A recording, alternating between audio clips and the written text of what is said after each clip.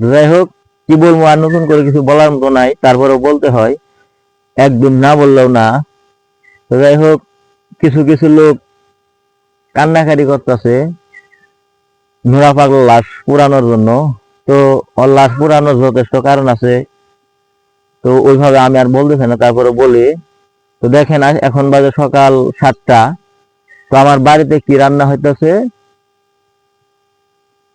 রান্না হইতেছে বড় মাছ দিয়ে, বেগুন দিয়ে, কাঁচকলা দিয়ে তরকারি। এটা আমি সকালে খাবো, যদি আল্লাহ আমারে বাসায় রাখে, অবশ্যই আমি সকালে তাই দিয়েই খাবো। তো আমার কথা হলো ভাই, তো দুপুরে যে আমি কি দিয়ে ভাত খাবো এটা কিন্তু আমি বলতে পারবো না, কারণ আমি কোনো নবী বা আল্লাহর ওলি না। তো আমার কথাটা হলো, নূরা যখন নিজেকে ইমাম মাহাদি নবী বলে দাবি করছে, তখন তার তো বোঝা উচিত যে আমি যে নিজেকে ইমাম মাহাদি নবী বলে দাবি করতেছি, আমি মরার পরে সাধারণ জনগণ যে আমার লাশটা পুড়বো, অত এইটুক জানা উচিত। যে তো নবী সবকিছু জানতো, যখন নবীর মরণ হইছে, নবী তাও জানতো যে আজকে দুনিয়া ছেড়ে চলে যাব।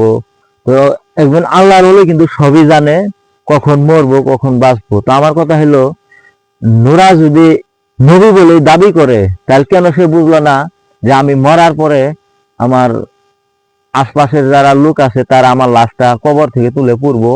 তাহলে কি রকম সে নিজে নবী, এরকম এরকম ইমাম মাহাদি এরকম নবীর লাশ পুড়বে না কেন? কারণ যে নিজের বুঝতে পারে না, নিজের ভবিষ্যৎ নিজেই বুঝতে পারে না যে আমার লাশ পুড়ে ফেলবো। তো এরকম ইমাম মাহাদির লাশ পুরাটাই আমি মনে করি বেটার। যাই হোক, ভিডিওটা এই পর্যন্তই, ভালো থাকবেন সবাই।